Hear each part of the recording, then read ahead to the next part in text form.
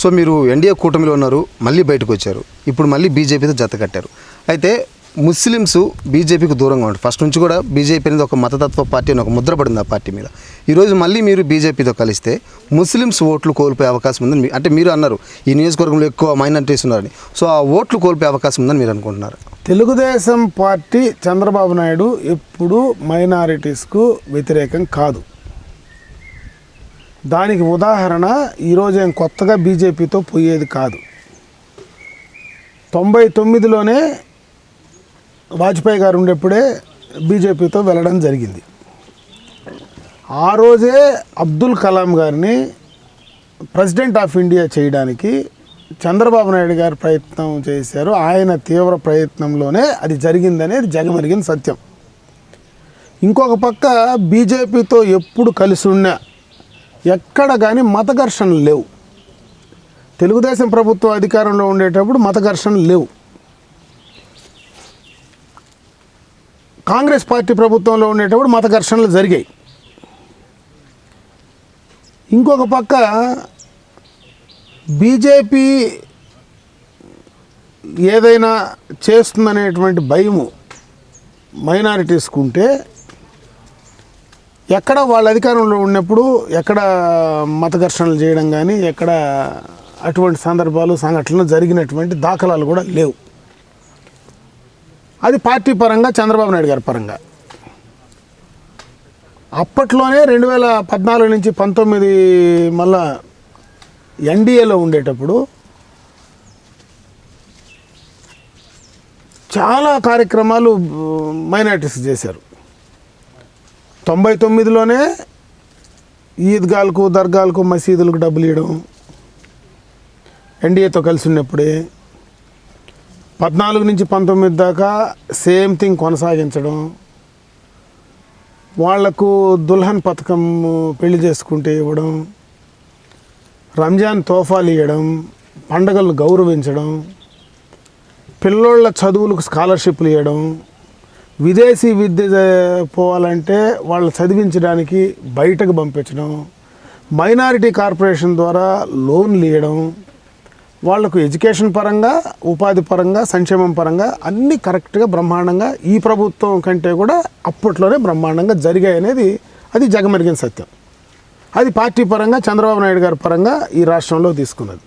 ఈ నియోజకవర్గ పరంగా ఈ ప్రాంతం పరంగా మా తండ్రి గారు శాసనసభ్యుడిగా పార్లమెంట్ సభ్యుడిగా ఉన్నప్పుడు రాజకీయాల్లో ఉన్నప్పుడు మైనారిటీస్కి చేయాల్సిందంతా ఫస్ట్ ప్రయారిటీ కింద చేసుకుంటూ వచ్చాం. మొదట వాళ్లకు ఆ కమ్యూనిటీని గుర్తించి వాళ్ళకి చేయాలనే ఆలోచన రావడమే మేము చేసింది.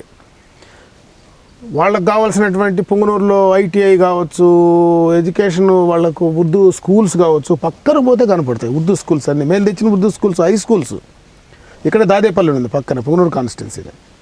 దాదేపల్లి హై స్కూల్స్ కానీ ఉర్దూ స్కూల్లో ఉర్దూని ఎంకరేజ్ చేసిందే మా ఫాదర్. ఓకే. ఆ తర్వాత పలమనేరులో కూడా ఈరోజు ఉర్దూ స్కూల్ ఉందంటే ఆయన తెచ్చిందే. ఈరోజు షాదీ మహల్ ఉన్నాయంటే ఆయన తెచ్చిందే, నేను తెచ్చిందే. షాదీ మహల్ పలమనేరు ఇప్పుడు అన్నీ నేను చెప్పినవన్నీ ఏది రాయలపేట, ముత్తుకూరు, బైరెడ్డిపల్లి, వీకోట, పలమనేరు ఇవన్నీ కూడా అన్ని చోట్ల మైనారిటీస్ ఎక్కడ ఉన్నారు అక్కడంతా తెచ్చింది ఆయన, తర్వాత నేను. మొన్న శాంక్షన్ చేసింది మేమే. ఉర్దూ సెక్షన్ పెట్టించింది నేనే వీకోట్లో. అమ్మాయిలు చదువుకోవాలనేటువంటి ఆలోచన తీసుకొచ్చింది నేనే. వాళ్ళకి కావాల్సిన రెసిడెన్షియల్ స్కూల్ ఊర్లో పెడితే కానీ అమ్మాయిలు చుట్టుపక్కల అక్కడ చదువుకుంటారని ఆలోచన. అంటే మైనారిటీస్కు ఎప్పుడూ కూడా ఎవరు ఎన్ని చెప్పినా మా కుటుంబం మేము పర్సనల్గా వాళ్ళకి ఏ ఇబ్బంది రాకుండా వాళ్ళ మంచిగా చేరే కార్యక్రమమే చేస్తున్నాం. అక్కడ బీజేపీ ఉందా లేదా ఇంకోటి ఉందా అనేది అప్రస్తుతం. ఇక్కడ చంద్రబాబు నాయుడు రాష్ట్రంలో ఉన్నారు, ఆ తర్వాత నేను నియోజకవర్గంలో ఉంటా. అన్నీ దాటుకొని నా దగ్గరికి రావాలి. వాళ్ళకి ఏదైనా ఇబ్బంది అయితే నా దగ్గరికి వస్తే, వాళ్ళకి ఏదైనా నిజంగా ఇబ్బంది జరిగితే నేను వాళ్ళ ముందర నిలబడేదానికి నేను సిద్ధంగా ఉంటా. వాళ్ళకి అన్యాయం జరిగి వాళ్ళ మనస్సాక్షికి కానీ వాళ్ళకి ఎక్కడైనా వాళ్ళ మనోభావాలు కానీ దెబ్బతినే పరిస్థితి కలిగినప్పుడు ఖచ్చితంగా వాళ్ళ మనోభావాలను గౌరవించాల్సినటువంటి పరిస్థితి ఖచ్చితంగా నేను తీసుకొని చేయడంలో ఎక్కడ అనుమానం లేదు. ఇదేదో రాజకీయాల కోసమో రేపు ఎన్నికల కోసమో ఈరోజు జరిగేటువంటి కార్యక్రమం కాదు. నేను చరిత్ర చెప్తున్నా, 30 ఏళ్ళ చరిత్ర చెప్తున్నా. 30 ఏళ్ళ నుంచి ఒకసారి వెనక్కి చూస్తే ఈరోజు మైనారిటీస్కి ఎక్కడ మేము ఉన్నప్పుడు అన్యాయం జరగల, చంద్రబాబు నాయుడు గారు వాజ్పేయితో కలిసినప్పుడు జరగల, చంద్రబాబు నాయుడు మోడీతో కలిసినప్పుడు ఇక్కడ అన్యాయం జరగల. ఈరోజు అన్యాయం జరుగుతుందని ఎందుకు అనుకుంటాం? ఈరోజు ఇక్కడ అన్యాయం జరిగే పరిస్థితి లేదు. మేము మైనారిటీస్ ఖచ్చితంగా చెప్పుకునే ప్రయత్నం చేస్తాం. ఒకవేళ కేంద్రంలో మోడీ మళ్ళా ప్రధానమంత్రి అవుతాడనేది మొత్తం దేశమంతా కోడైకి వస్తూ ఉంది. ఈరోజు మోడీ అక్కడ ప్రధానమంత్రి అయితే అక్కడి నుంచి ఏమైనా తీసుకొచ్చి వీళ్ళకి ఇచ్చేదానికి మేము మధ్యవర్తులుగా పనిచేస్తామే కానీ అక్కడి నుంచి ఏమైనా చెడ్డు వస్తే మేము ఎందుకు తీసుకొస్తాం? ఇక్కడ మేము అడ్డుకుంటాం కదా, అది జరిగే పరిస్థితి కాదు. కాబట్టి దాన్ని మైనారిటీస్కి మేము ఎక్స్ప్లెయిన్ చేసుకునే ప్రయత్నం ఖచ్చితంగా చేస్తాం. నాకు కూడా మైనారిటీస్కు మా పైన కూడా ఆ నమ్మకం ఉందని నేను నమ్ముతున్నా. అదే రకమైన నమ్మకాన్ని నేను కొనసాగించేటువంటి ప్రయత్నం అయితే ఖచ్చితంగా చేస్తాను. ఇక్కడ సెక్యులర్ దేశం ఇది, సెక్యులర్ రాష్ట్రం ఇది, సెక్యులర్ భావాల్ని గౌరవించేవాడు చంద్రబాబు నాయుడు. ఇక్కడ ప్రత్యేకంగా మేము పర్సనల్గా సెక్యులర్ భావాల పైన గౌరవించే వాళ్ళం. మేము ఇక్కడ సెక్యులర్కి దీనికైనా అన్యాయము నష్టము జరిగితే అన్ని వర్గాలను అన్ని కులాలను, నాట్ ఓన్లీ మైనారిటీస్, అన్ని ఈరోజు Christian minority, BC, SC, ST అందరూ కూడా అందరికీ ఎవ్వరికి ఏమి ఇబ్బంది కలగకుండా చూసుకునే బాధ్యత ఖచ్చితంగా మా పైన ఉంది. మేమందరినీ కూడా కలుపుకొని వెళ్ళేటువంటి వాళ్ళం.